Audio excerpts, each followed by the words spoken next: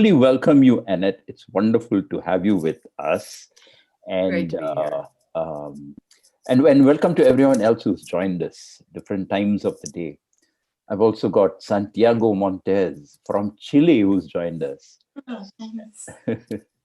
um, so and who's joined us on this interview, conversation, webinar, podcast, online talk show, or whatever you'd like to call this in the new normal. So, for the benefit of everyone who's here, Annette Simmons is the author of the best selling The Story Factor, named as one of the 100 best business books of all time. She's also written Whoever Tells the Best Story Wins, A Safe Place for Dangerous Truth, and Territorial Games, Understanding and Ending Turf Wars at Work. I've finished reading The Story Factor, and I totally recommend that you guys read it if you're all into storytelling. It's so entertaining and so enlightening and practical. That's one thing I found so different about Annette's book, that the first one that I've read. And I'll get on to reading the others as well very soon. Beyond that, Annette, would you please tell us your story yourself? How you got into this business of storytelling? Over to you. I was in international business. I worked for Ericsson Telecommunications and J. Walter Thompson in the beginning of my career. And what I found was that I looked at the group process and I'm thinking, these people can't decide what to order for, on a pizza. How are we going to get a campaign out there? And I became much more interested in the nature of the interactions and how we create high performing teams. And so I went back to grad school. I studied adult education and psych, because those are the fields where I felt like there was the most opportunity to figure out a way to intervene with a group so that they actually can perform instead of infighting. And then I started teaching leadership with a mentor, Jim Farr, who taught me a lot about how leadership is a function of self-awareness. One of the things, my pet peeves about leadership is, you're supposed to be decisive, but you're also supposed to be flexible. And it's like, which one is it? And so we would teach in a way where people would learn what their strengths were and work with them and also accommodate their weaknesses. And yet there's something else going on. And when I asked them kind of what went wrong, they would tell me stories about, it was a turf war. There was somebody stabbed me in the back. Well, these are all metaphors. And they're also something that everybody pretends didn't happen. And so I decided, wait a minute. If this is actually happening and we're talking about it, in the bathroom after checking for feet, about the meeting, why can't we actually talk about that in the meeting?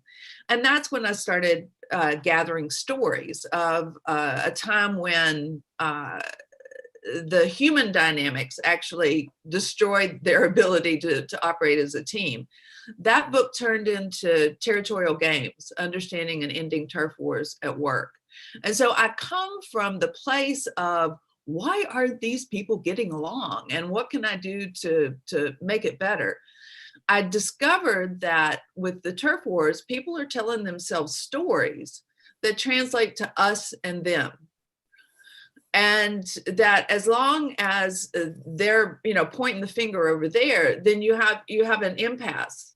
And the best result would be like one team wins, but then that means that half of the people are unhappy, which is a reflection of my country right now. But the idea is that we need a shared story. And with a shared story, then we look at our problems as shared issues, and we can actually solve them instead of spending all of our time pointing the finger. That just opened up a whole new arena for experimenting with groups. And I realized that I could tell them the 10 games, but they would get into a meeting and nobody would tell the truth.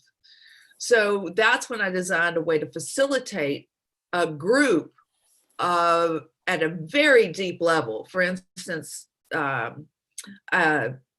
military intelligence. I facilitated them talking about how in the world they found evidence of weapons of mass destruction when they weren't there. And that was quite a come to Jesus meeting. And so that's where my experiences started to gather along and turned me into a storyteller. I was a story catcher first. And then I began to realize that story is pervasive in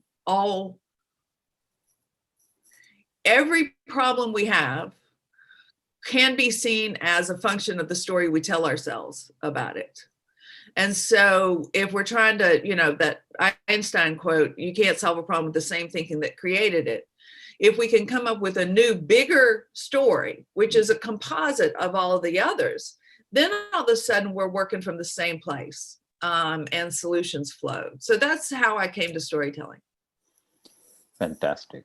And you would have had a mentor at some point of time to kind of guide you. Were there other storytellers that you followed that who inspired you? When I was in grad school, adult ed and psych, it was the same year that I discovered the National Storytelling Festival in Jonesboro, Tennessee. And so all of a sudden I realized I'm sitting in this tent with like 400 other people. All of our jaws are kind of, we're hypnotized by this story. And I realized, oh my God, this is the field work. So if I'm studying in the books about adult education and psych, and the reason I chose adult ed instead of training and development is because adult education has a much longer tradition of actually enriching education, not just training someone to do something you want. This is the storytelling is the way movements get started and the way they continue, because everybody's engaged and they have creative input, and they feel a part of it instead of just being told what to do. So Doug Littman was my first mentor, and is still, by far the one that I attribute whatever success I've had with storytelling. He is such a generous person. And he also taught me some of the secrets of teaching storytelling that I would never have discovered looking at training and development. And one of those is the idea that we give appreciations, and that it's about growing a baby story as opposed to business training and development. The critique is such an early and frequent part. What we don't realize is that when we try to train with critiques is we actually shut down people's creative intelligence.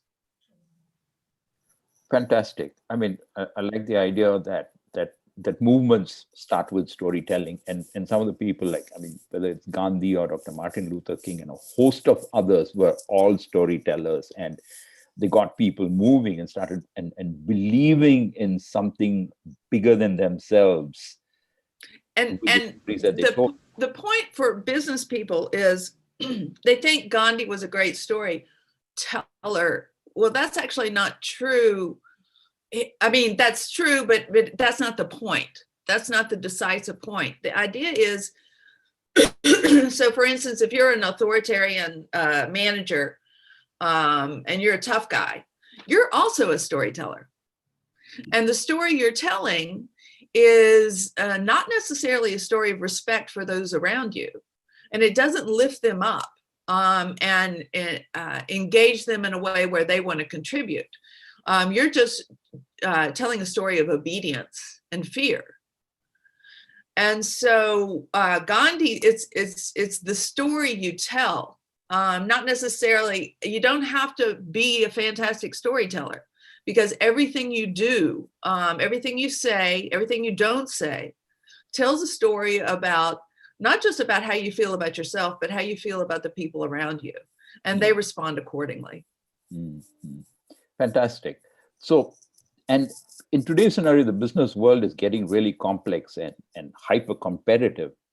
And leaders are facing more demanding and unfamiliar challenges and situations.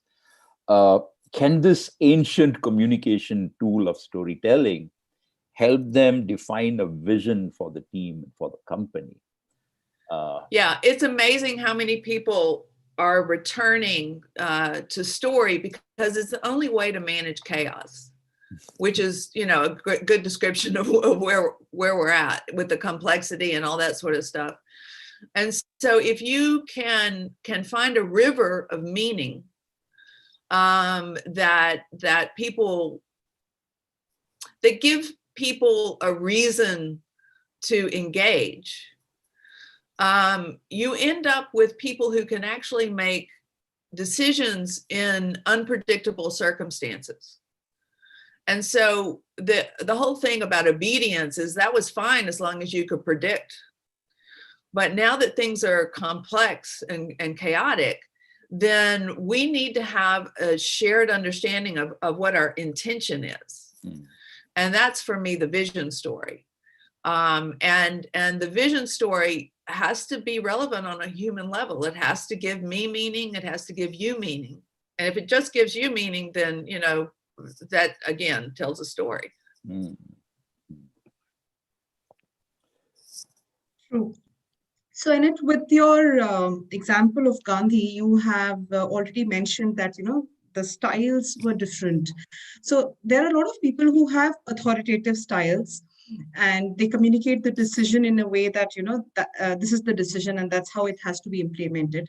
While to be fair, there are some who are very collaborative also. But at the end of the day, when the decision comes, it is like a directive. So do you think that stories can help in this process? Well, if in the end the decision is directive, then what you have is somebody pretending to be participative and not actually being participative. So what I've done with different groups is now we're back to dialogue, because in order for everybody to have input, we invented this whole idea of participative decision making, and it sounded great, and then people participated, and it was a mess. And so it's not because participative decision making doesn't actually work. It's just that we have really lousy skills at creating a genuine consensus. And a lot of the aspect of creating a genuine consensus actually runs counterintuitive to what we've been taught business managers are supposed to do.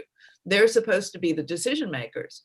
Well, as long as you're doing that, there's an inverse relationship between control and participation.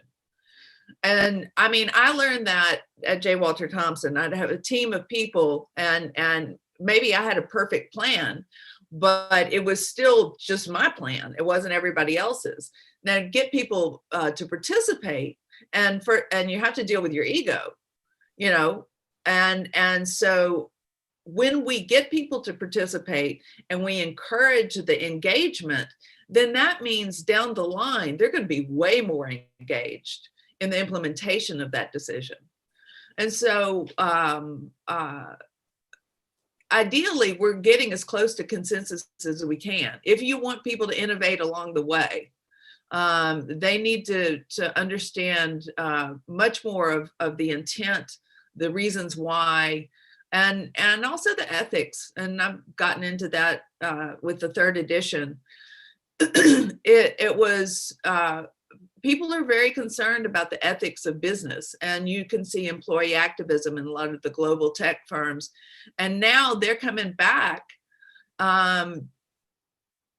to ask more about how is it that we integrate the stories in a way that people are all operating from the same big picture, as opposed to just following orders.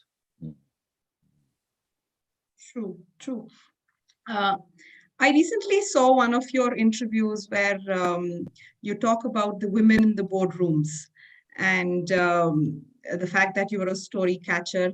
What kind of stories do you think women have in their boardrooms, and how do you think that impacts the culture and the growth of women in that area?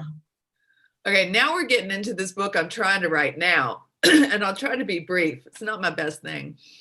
So I asked women to tell me stories about a time when they were powerful.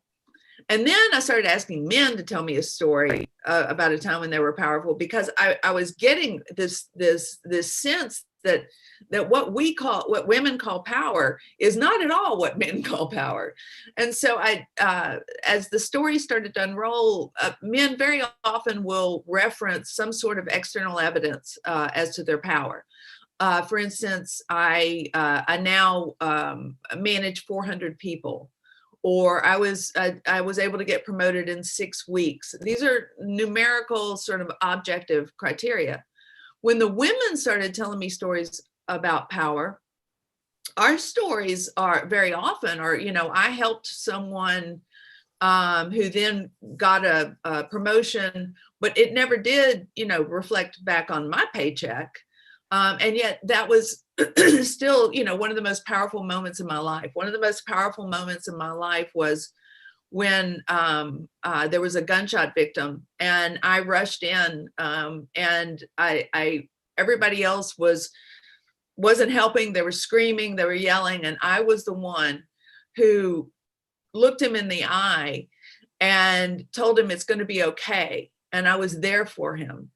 And so that's a very different kind of story. And the women's stories will tend to reflect a much larger circle of moral concern. And so one of the things that we've discovered is that women could get the top jobs. We just don't want them. And a lot of the situations, we don't want the top job because we don't like the ethics of what's going on in there. And a position of power can leave a woman feeling powerless. So when we start to share our stories, even some of the women's stories were a time when I was able to prevent a man from doing harm that he didn't even see was happening. And so we see things that are outside the purview of the traditional male point of view, and we can broaden the impact and ideally the collegiality and the collaboration in ways that men might miss. Looks like some of us will have to do that to bring about a big change.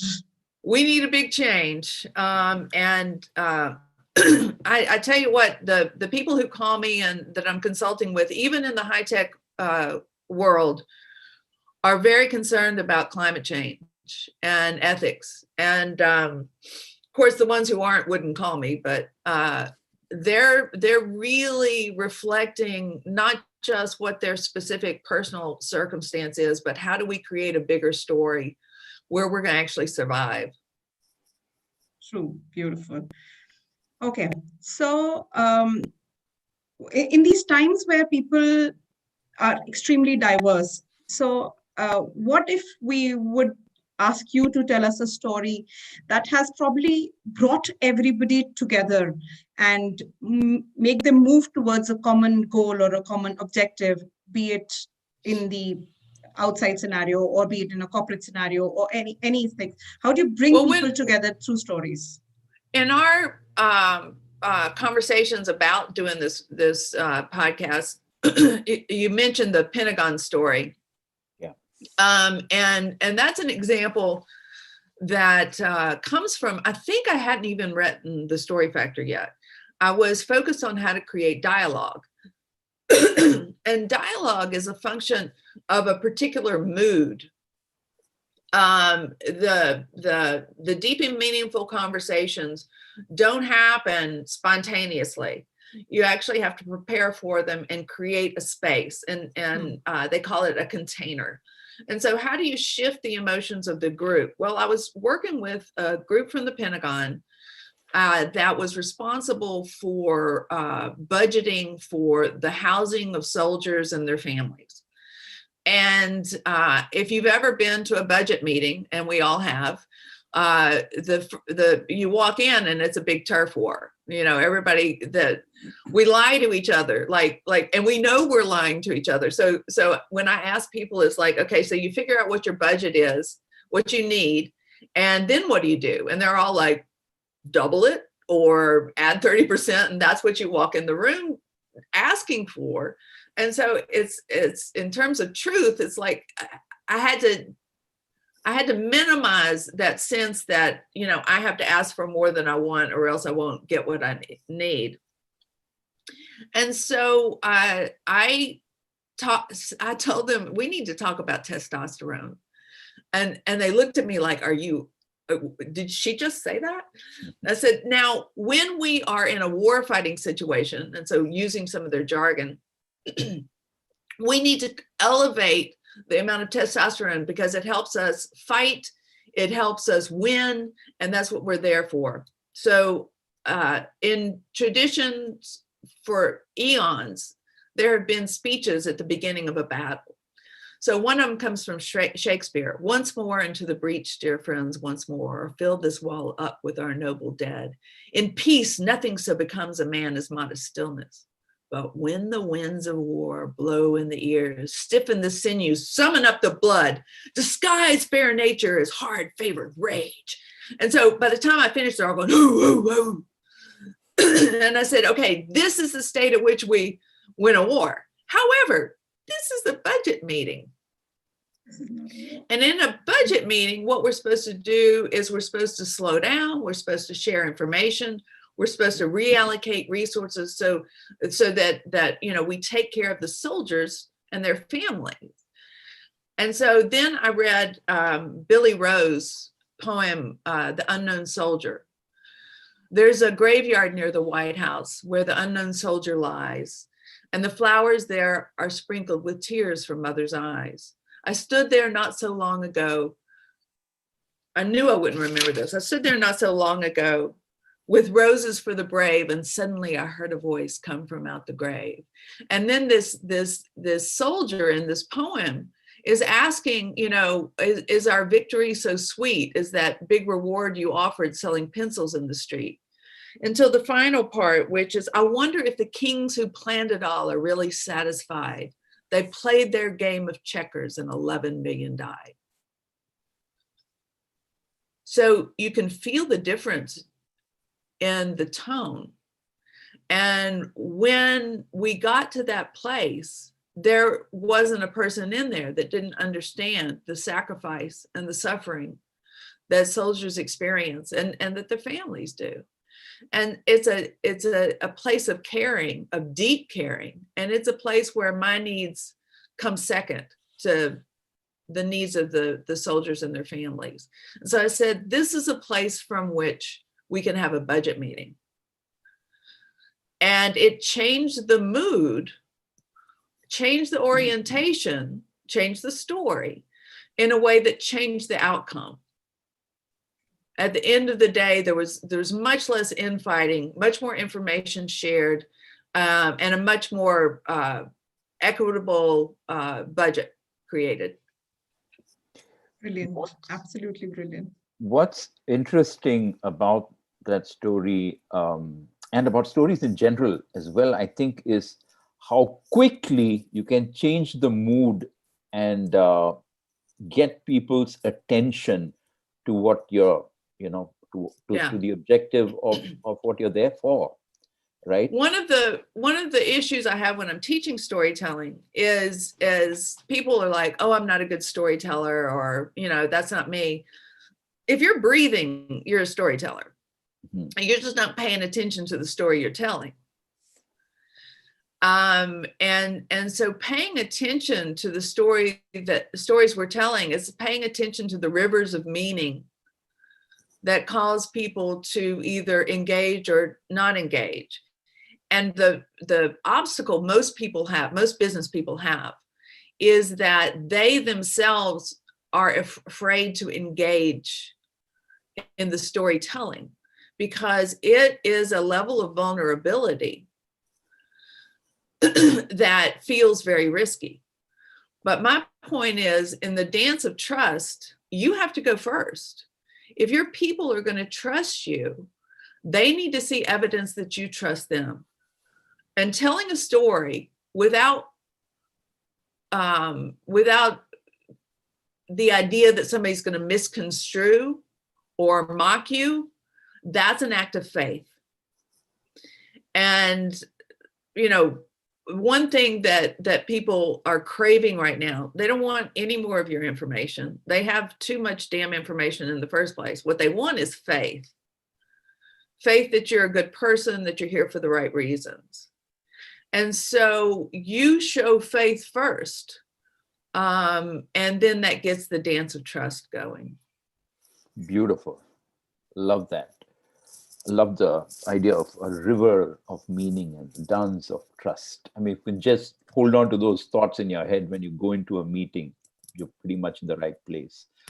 In your book, Annette, The Story Factor, you speak of 6 kinds of stories that we can tell, and which are very quickly, who am I stories, why I am here stories, the vision stories, teaching stories, values in action stories, and I know what you're thinking stories. Could you touch upon, you know, 1 or 2 of these, Annette? I think so I came up with the 6 kinds of stories. A lot of people who are teaching storytelling are borrowing from literature or theater, and so their description of story is that it has a beginning, a middle, and end. It has an arc. There's an obstacle you overcome. That is not terribly useful to me in terms of group process.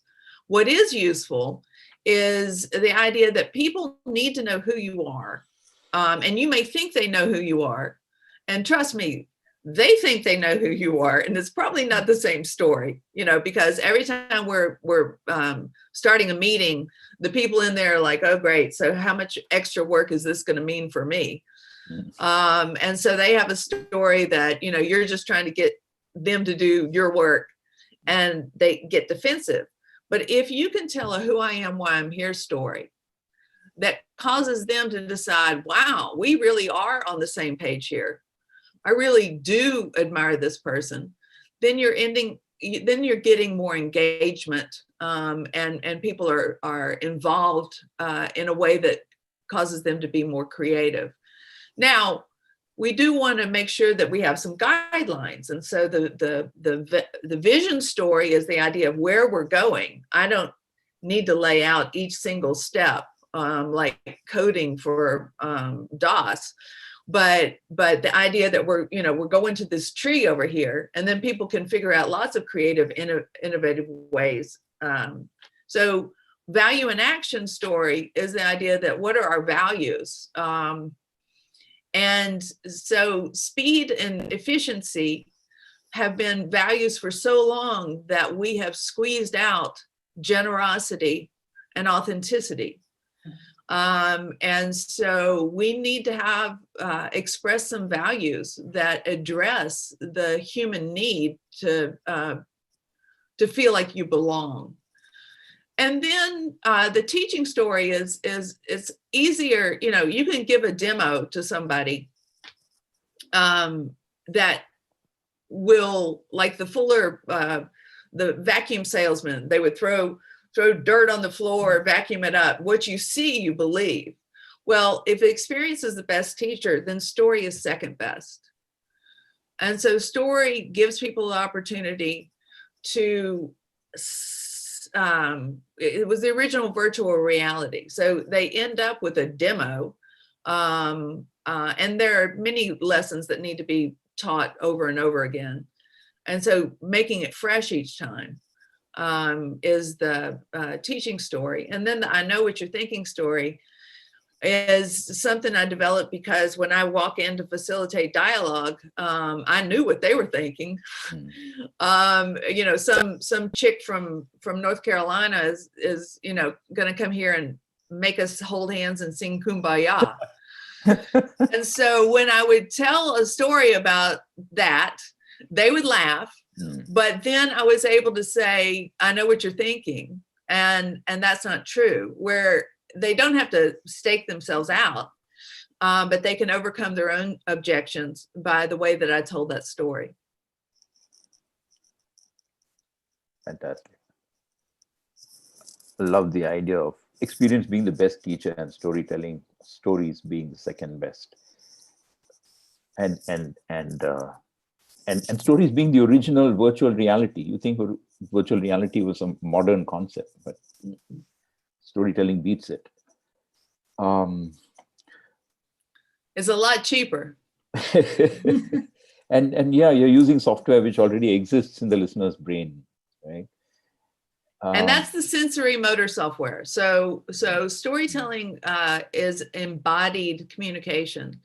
So what we see here, smell, taste, touch, is a different level of wisdom than just what we intellectualize. Excellent. So we have let's talk a bit about brands and how companies position themselves or project themselves in the market out to the world. You've spoken in your book about Colin Kaepernick. He's taking a stand during the anthem after the NFL game, and how it generated a lot of backlash. Well, Nike made an ad of it. That's right. So that was a risky, yeah. Correct. Yeah. And what is interesting is that Nike's stock fell virtually overnight and then rose, disproportionately high afterwards. Roughly a similar situation happened here with a brand of jewelry called Tanishq from this large group, the Tata Group, where they brought out an ad where they had this Muslim daughter-in-law being ushered into a baby shower kind of situation by her a Hindu daughter-in-law. Yeah, being ushered into this beautiful situation by her Muslim mother-in-law, and there's a lot of celebration happening and things like that. And it ended with her saying that, "Oh, you've done all of this for me, but it's not usual in your tradition to do this." And the mother-in-law says, "That's true, but we do what a bride or our daughter-in-law would love to experience." It had a huge backlash here.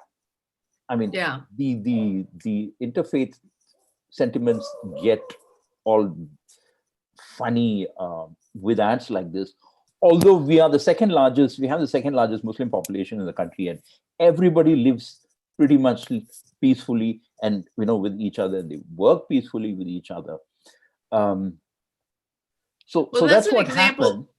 That's like a massive example of turf wars. Fantastic. Exactly. That's right. But the thing is that I think they're just small pockets of people who are causing the trouble. But the thing is that there was enough noise in media for the company to pull the ad virtually overnight, and share price dropped by some 2.6% virtually overnight. But the sales afterwards, which kind of coincided with Diwali, picked up, and that is humongous anyway. So the question is, how do companies handle the situation? I mean, they have a role. On the one hand, you've got a profit target. On the other hand, you've got a role to play in the market at large, in the world. I think it's important to notice that more and more brands are making these statements that are purely focused on the ethics of kindness, as opposed to squish them like a bug, or here's some makeup and all your friends will hate you because you're so gorgeous. Now, what's interesting is that it's a reflection of our, larger social climate. And having studied territorial games, what happens is that the peacemakers in the beginning get labeled as traitors. And that's what's happening in our political system in the United States right now. I've been reaching out I'm a Democrat, but I have friends who've been Republicans, for 20 years. And I've been staying in touch with them because what happens is we talk about, why don't we try to get along and let's work together. Each group gets branded as a traitor by the extremists in their groups. So this is the macro of the micro circumstances that I saw over and over and over with territorial games. And so the peacemakers initially get labeled as traitors. But what's interesting is that those who label them traitors are extreme minority, an extreme minority. And so when I would facilitate dialogue, what would happen is the guys who were keeping it all stirred up, the game players, the ones who were having fun because of it being a fight. Like life is boring if there's not a fight for those people. Pardon me. When we hear what everybody said, it becomes immediately apparent that they're in the minority. And so I think we're going through that transition right now, where there are people who still think that, if we turn everything into a game, where it's win and lose, that's better somehow. But with climate change coming down the pike, I think the human species is naturally becoming much more aware of how much danger we're in if we continue down that path. And so marketing is a function of having your finger on the pulse of the population. And I think the change in advertisements, where it's about something much more meaningful than just jewelry, if you will. It's about love. It's about how we express love to the women in our families. Certainly in India, I know that jewelry is a very big part of that. Or I think I know. Is it? It is huge. Oh, yeah, right. It is, yeah. So I think these ads are tapping into meaning, the zeitgeist, just like marketing always has. And now there's a consequence, but it's a very temporary consequence. It's a minority, and oh my God, look at the publicity they got because of it. Yeah, unpaid.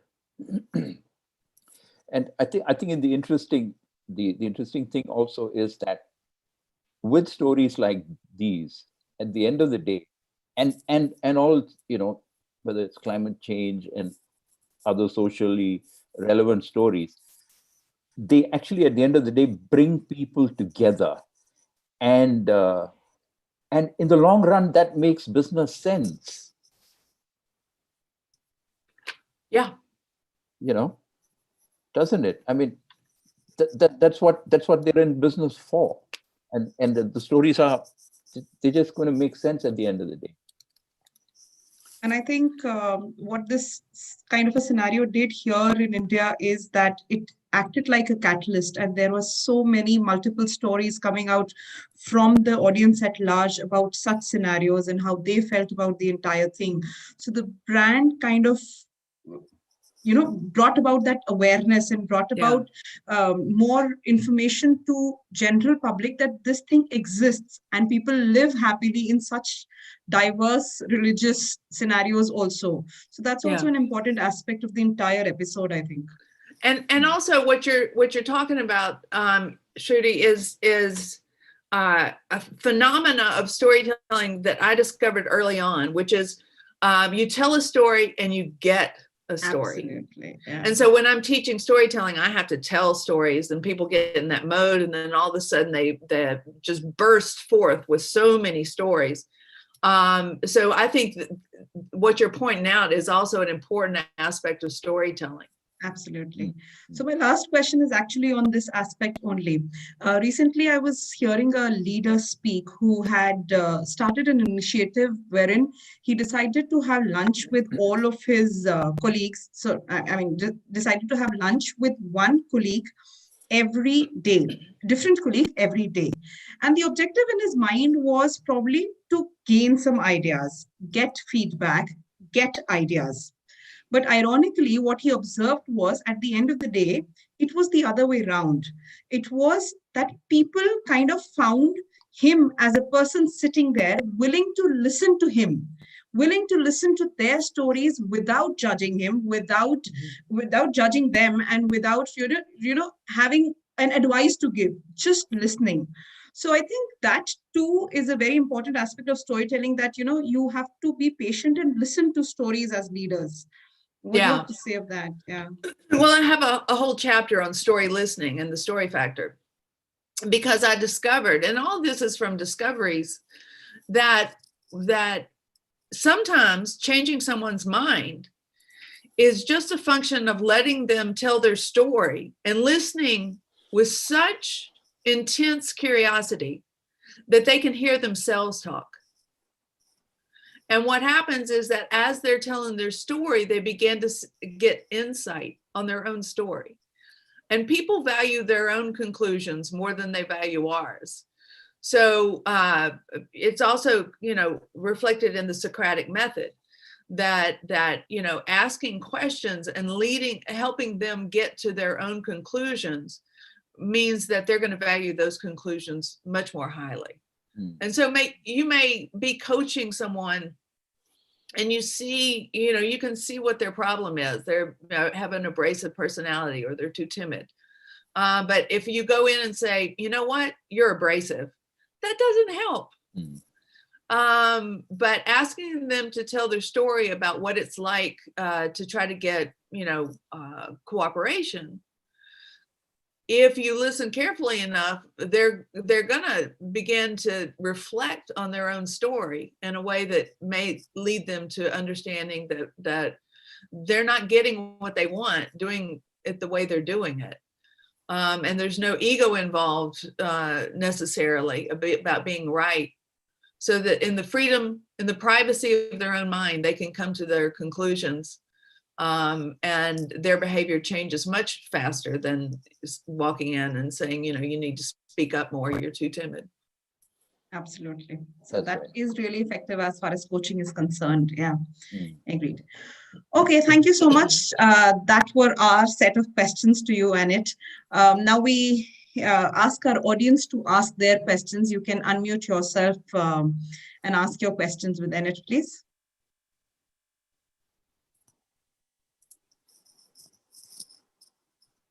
Anyone who wants to go first? No questions? Don't all rush at the same time. Yeah. Did you have a question? I have one. Vijay? Yeah, I have a question. Okay. Yeah. My question is like, what is the difference between like the stories which we read in literature and this business storytelling? I mean, like normally, I mean, if at all, if there's a difference, then what are the factors which differentiate between these two? Between which two? I'm having a little trouble with your accent. If you sorry. Okay. The stories which we read in literature, I mean, literature or fiction stories which we literature, read in, right, literature. right, and the, right. And the business storytelling which we normally have. I mean, is there any difference? If at all, then what are the differential factors which we can work on that? So literature is a form of storytelling. It is a subset of storytelling. But if we want to go really big to contextualize, the difference, storytelling is a function of evolution. We had to evolve norms in order to survive. And so if you look at storytelling in terms of evolutionary psychology, they actually call it a form of it's obvious when we're kids how functional that form of play is, because through the stories that we tell and we make up, we're learning how to be good people. We're learning who to trust, who not to trust, and how to be trustworthy. Yeah. Now, that's even more important as an adult. But what happened is that we started, literature is people who do that on our behalf. So Tolstoy's definition of art is the ability to take an emotion that you've experienced and then through dance or paint or words, recreate your audience that emotion. So you look at Steinbeck, and these great works of literature are actually in the same way that when we were children are teaching us who to trust, who not to trust, and how to be trustworthy. Now, they can make up stories, fiction, but only if they have big T truths in them. And so for those people talented enough to actually make up a story that still has a big T truth in it, those are the artists in literature. Just because we're not an artist doesn't mean that we don't also need to decide who to trust, who not to trust, and how to be trustworthy.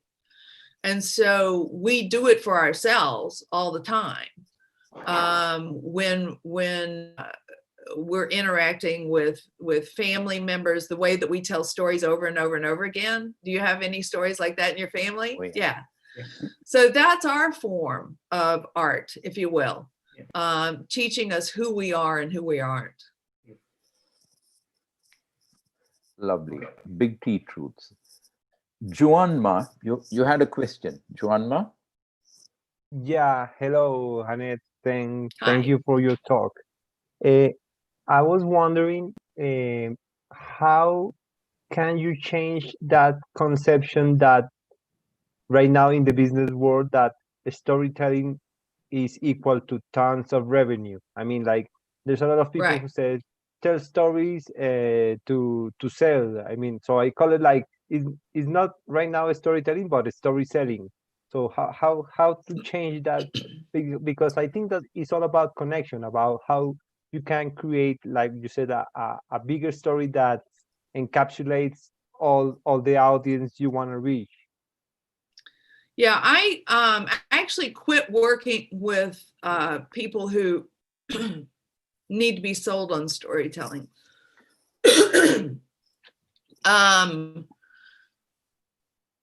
And in my particular case, I have had enough people experience the power of story.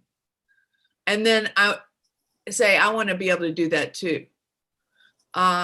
So what happened is that I actually, didn't have many clients for a little while because this whole story selling thing, people would hire me and then I would do what I would do. And they're like, well, that's not what we hired you to do.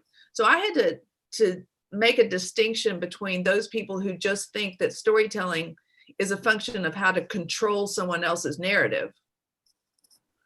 And my idea, of course, is control is the least effective form of engagement. Participation is much more effective. And it's genuinely something they have to experience. So that when I tell a story, like for instance, I told the Pentagon story, people start to get it, that it's not what they thought it was. And I'm getting inquiries again from high tech, but they're different. I wrote 2 chapters in the new edition of the Story Factor about ethics and morals, and thought that would just be the end of my career, but it's not. They're really starting to engage. They realize that, that's where the river of meaning is right now.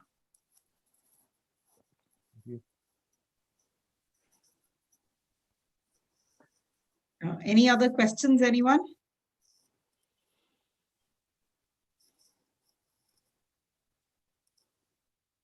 Hi, Annette. This is Tarani speaking. Hi. Hi. Nice. It was really nice listening to you. And I have a question which is different from the positive aspect of storytelling. I'd like to know if there is any limitation to the aspect of storytelling Is there something that is limited to the audience or a situation where you could say that, oh my God, I put my foot in my mouth. This is not the place for storytelling. Is there a place, like we've been talking about the merits or the positive side or the super aspect of storytelling, but is there a negative side to it? Well, there's a negative side I thought you were going to ask about was, when people use storytelling for malicious intent. But I think what I hear you saying is that, is there a time and a place where a story is not appropriate? And what I find is that when I'm teaching storytelling, that's top of mind for some people, that because it's a function of the fear that if I tell a story and then everybody's going to laugh me out of the room, or they're going to start looking at their watch. The way I overcome that is I teach the 3-minute story. That in business, we really only have time for a story that lasts 3 minutes. Now, I can guarantee you that a story won't hit 100% of the time, because it's just too complex. It has to do with your emotional state and the emotional state of everybody in the room. So if you miss, and when you miss is probably the most important aspect, is that it's going to be over soon. If you limit your stories to 3 minutes, then you get a sense that it's not hitting, you can move on. But the idea that there are situations where it's, going in, impossible to tell a story, I would say it's impossible not to tell a story. Even if you're, all business facts and figures, you're telling a story that you're all business facts and figures. And sometimes that's what they want, and you're meeting their expectations. But most of the time, any form of communication will be improved with, even if it's just a metaphor, that's a form of story. So usually if it works, then nobody's gonna, say you shouldn't have told a story. I think a lot of times we get advice that says, just cut to the chase. And that advice has been around for a long time, long enough to reach the point of diminishing returns. People realize that just the facts sounded like a good strategy, but it's not. Does that answer your question? Yeah, thank you. Good. Okay, any last questions? We have come to the end of our session. Any last comments, any last questions, please? Annette, hi, I'm Vikram. Hi. Lovely hearing you, and validates a lot of things that I believe about storytelling. Thank you very much for that. Good. I'd like to hear about your experiences of storytelling in different cultures, which are different from the very effervescent and, yeah, I got it. American culture. So what is so the American, we're all out there, and in other cultures, that's not, not, it's not the cultural story. Every culture has their stories. And so understanding, the folk tales of a culture is one of the places where I start. And actually, that's a game I play whenever I meet somebody from a culture. It's like, what's the folk tale that, is most important here? It's a great way to do the story listening before you do telling, which I think is an important aspect of working with another culture. But beneath culture is, I believe, are a finite number of human experiences that we share. Every single one of us has been betrayed. Every single one of us has betrayed someone else. We have all forgiven someone who didn't deserve it, and we have all been forgiven when we didn't deserve it. And so when we tell a story about these common human experiences, I believe, and my experience says, that it goes beneath culture. So for instance, when I wrote that book, Territorial Games, it was translated into 14 different languages. Turf war was the American metaphor, but there's no culture in which those games don't occur.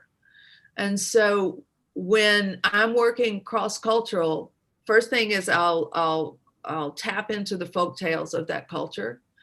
And secondly, I will make sure that any story I tell has that universal human experience in it, so that it connects regardless. Does that answer your question? Yes, and I have a very quick one there. Thank you very much for that. Do you see yourself adapting in your narrative style, the spoken narration that you do in different cultures? Do you see yourself adapting there? Well, I mean, sometimes the adaptation is so basic that I'm having to speak slowly so the translator can, so yes, at many levels. But it is a participative form. It's not where I do all my research up front and then I'm locked in. When I'm working with a group from a culture that's different from mine, I have to check in with them all the time to, what is it you heard me say? How is it here? And usually we find common ground. Thank you very much. Sure. Sure. So that brings us to the end. Thank you so much, Annette, for joining us today. It was a wonderful experience and it was practically a masterclass for all of us. Thank you so much. Last comments from you, Justin? Oh, yeah. Thank you, Annette. There's so much one learned today, not least of which is that you are always telling a story, even if you think you aren't. Yeah. I love the idea of rivers of meaning and dance of trust. Go first in that dance. And big T truths. Love all of Yeah, big T truths are the truths that were true before you and I were born, and they're going to be true long after we're gone. Fantastic. Annette, thank you so much. Thank you. It's been a pleasure. Thank you. And thank you, everybody. And we'll see you all soon. Take care. Bye-bye. Bye-bye. Thanks, everyone, for joining us. Thank you. Bye-bye.